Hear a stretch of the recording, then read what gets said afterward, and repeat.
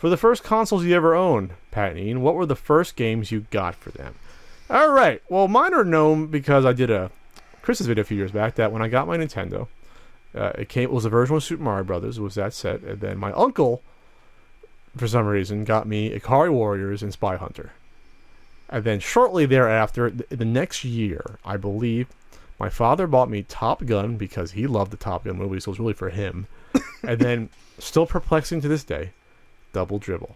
As a kid, I never once shot a basketball. I didn't watch any basketball on TV. So my father visited recently, and I actually asked him that, hey, Dad, I played baseball as a kid. You never bought me a baseball game on Nintendo. I liked hockey. You never bought me a hockey game. Why Double Dribble? And he's like, you know what? I have no idea why I bought it for you.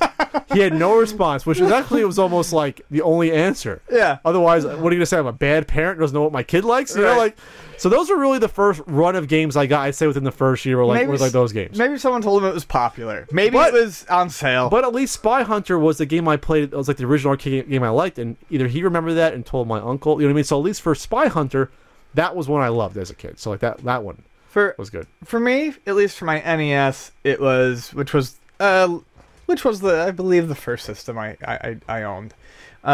It was Mario, Duck Hunt, Clue Clue Land, and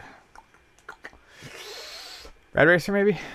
And then the following year, somewhere in there, Mickey Mouse Capade and RC Pro-Am.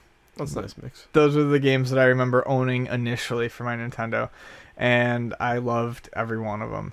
Now keep in mind, though, back in the late 80s, when Nintendo games, that rentals were getting big, and so didn't matter what games you first had. I'd say by 88, rental places were huge, in my area at least, so I was renting games almost every weekend. My parents would rent me probably a game, probably 2 times a month they'd rent me a game. Sure, you know, but I would only get a game, I would only own a game, like, birthday and Christmas. Same with me. So, so I only owned, they're right up there, my original games I had, some of them at least, I think I owned the maximum was like 13, 14 Nintendo games.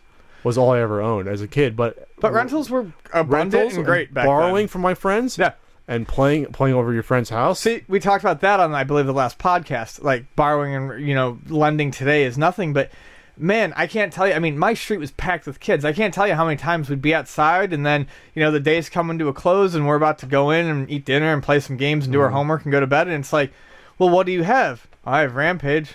Well, I've got Contra. Oh, you want to swap for a couple days? Yeah, I mean, it was just, as kids, we made do, and we didn't feel this need, I think, like a lot of gamers do now, to constantly go out and buy all this new shit all the time.